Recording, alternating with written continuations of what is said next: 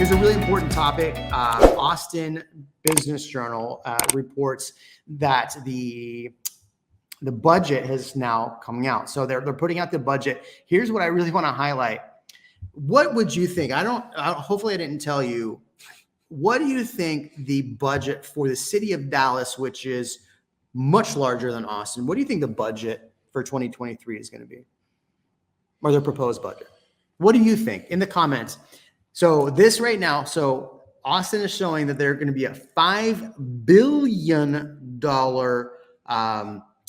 budget for this 2023 year. What do you think Dallas, much bigger city, is?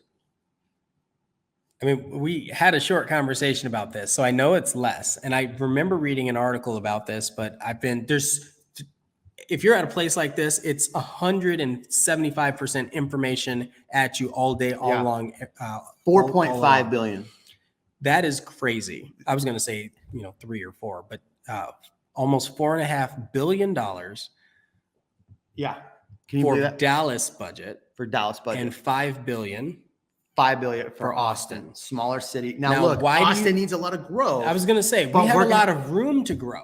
So they might just accelerate their growth, or they might miss. Yeah, I mean, well, so in the top. How much of that is for trains? Transportation. Well, here's what's interesting. So we'll go through a little bit of it. So I don't know, but we're going to go through right now. 2 million of it is going to go to open up 2 million. City Council approved nearly $2 million to fund 18 new positions. I want one of these positions for Austin's development review process. The additional positions will enable property developers to more rapidly have their plans considered by city staff, effectively decreasing the time it takes for a new project. 18. Hello, City of Austin, for $2 million. Maybe you should get 50, please. We need more people for this. But so this is at $110,000, right? Salary. Okay. And that's where I'm pausing for a minute. Do you have to have a degree to do you have to have a degree? Because my degree was in urban planning. Yep. Right. It was. So I could have done these jobs. Yeah, but you don't want to. When I got out of college, I got offered a job out of college in Phoenix. Yeah. Doing urban planning for a company that, got projects from the city. It was like $30,000 a year. I made more than that working part-time at Costco. Yes. So, do you think they're calling in experts? I mean, or do you think they're calling in new grads? I don't know. I mean, 110,000. Because you also got to see, so this isn't the salary number. This is their. Yeah, that's what you're kind of estimating. If you divide, they're still going to cut that in half to cover like benefits and all that sort of stuff. So yeah, so maybe in a third. A dozen new team members will be hired by the city Austin Code Department to increase the rate at which reviews can be carried out. With an operating budget of $29.9 million, the department will see more than $2 million increase. So I'm glad that they're doing that. $2 million seems like a lot, but I'm glad they're doing that. All right, here's the next one. So what do you think? I can't really see the screen to see what the comments are, but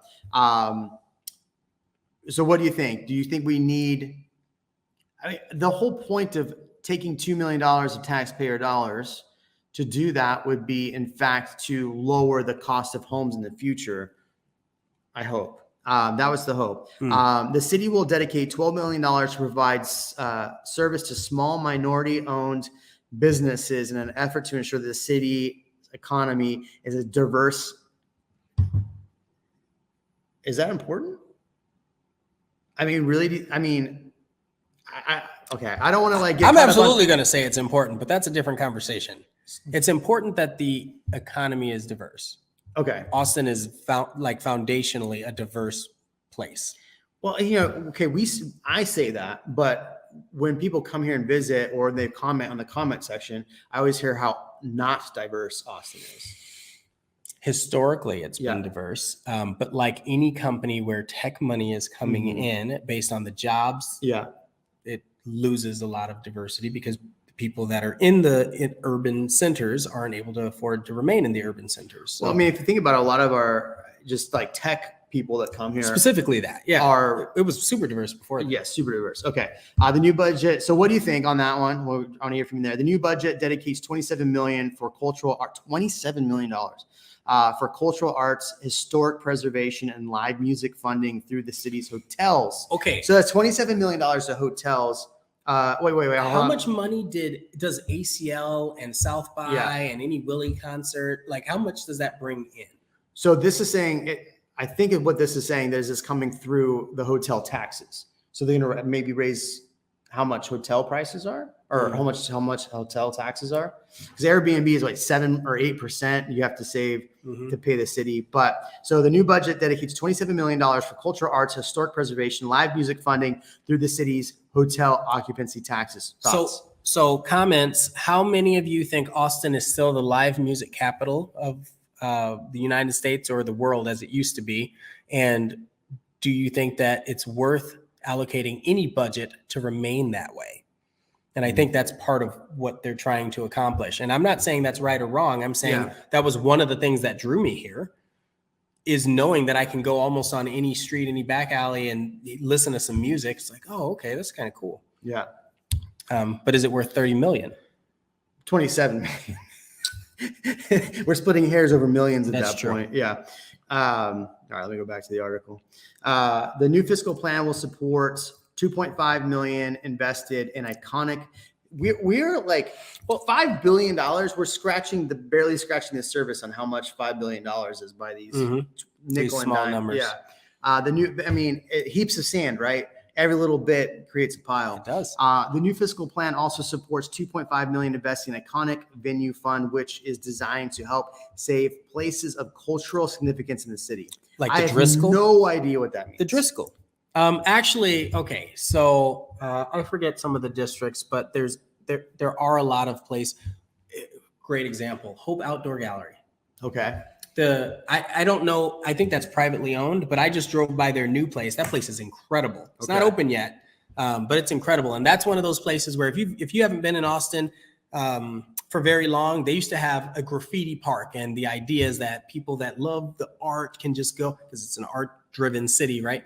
Can go and just tag the walls and put up some beautiful stuff. Well, they ended up moving it from essentially downtown, west side of 6th Street. Sorry, prime real estate. And it was just a really cool location. And now they moved it way over past the airport, or near almost to the airport, where nobody's ever at. It will grow in 5 years or 3 years. You can just take your bike over there. You can. Yeah. So Steve Adler says there's no city in the country that is outgrowing Austin. I don't know if that's true. The economy is on fire. So many businesses are coming in and setting records. Well, what's the KPI for growth, right? How many people are moving here? Is it how many homes are sold? Yeah. Is it how much money they're spending? Because that's part of it. Yeah. Right. To plan for growth. One of the things I talked about on my Instagram, if you haven't seen my Instagram at The Real Jeremy Knight, I do short form content there. I don't like to put it on YouTube. So I talked about this.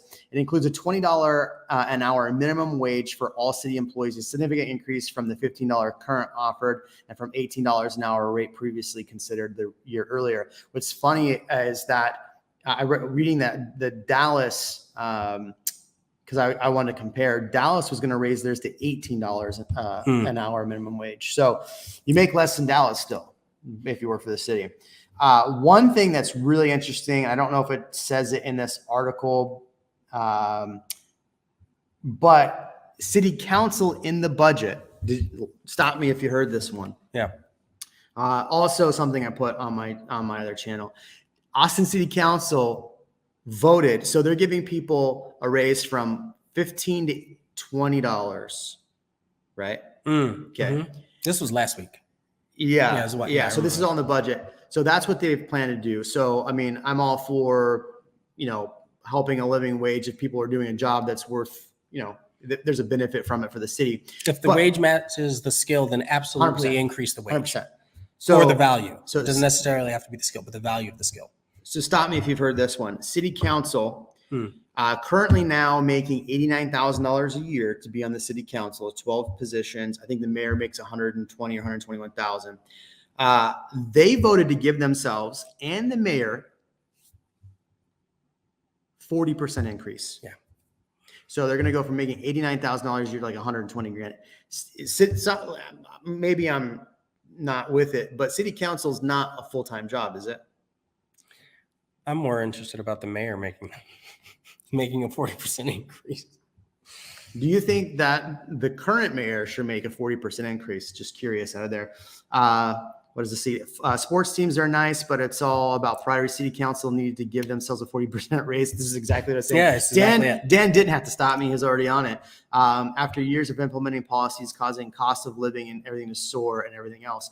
I mean, I think that's the other thing. So one thing that I don't know that's going to be, it's not probably not going to be in this article though, is so they had planned on doing a tax or an additional fee for any developer. So a while ago, I said that it's really important that we lower the cost for developers to get in and build, because then that cost, every cost when it comes to building gets passed on the consumer. Now, again, that's probably going to pad the margin a little bit for these builders, but they were going to increase the fees for builders in order for park land. Now, they're pulling back on that. Good. So they see, I said good, but I don't know if I mean that. I'm curious where they're doing that, because that's going to be a factor, right? If you're right across the street from Emma Long, like there's already a park. There's a park there. So yeah, so basically, beautiful. So what the fee was going to do is an additional fee to create more parks, right? And so that's what he's talking about, is that it's for more parks. So I don't know. I want to hear from you. Do you think that we should be making the cost more expensive for developers and people to build homes so we can have more cost affordable homes, or should we be worried about parks? This is something we had the Mayor Kyle on. He was very passionate about and was not happy that I said, I'd rather have more affordable homes than more parks. But then he said, I mean, to his benefit, he did say, well, they need somewhere to go and hang out and do things and live in a city. So parks are important, which if you've ever seen the show Parks and Recreation. I love that show. God, it's good. Yeah. Thanks for watching this short of the Real Amigos podcast. For more live streams, hit here. For more clips, hit here. We'll catch you on the next one.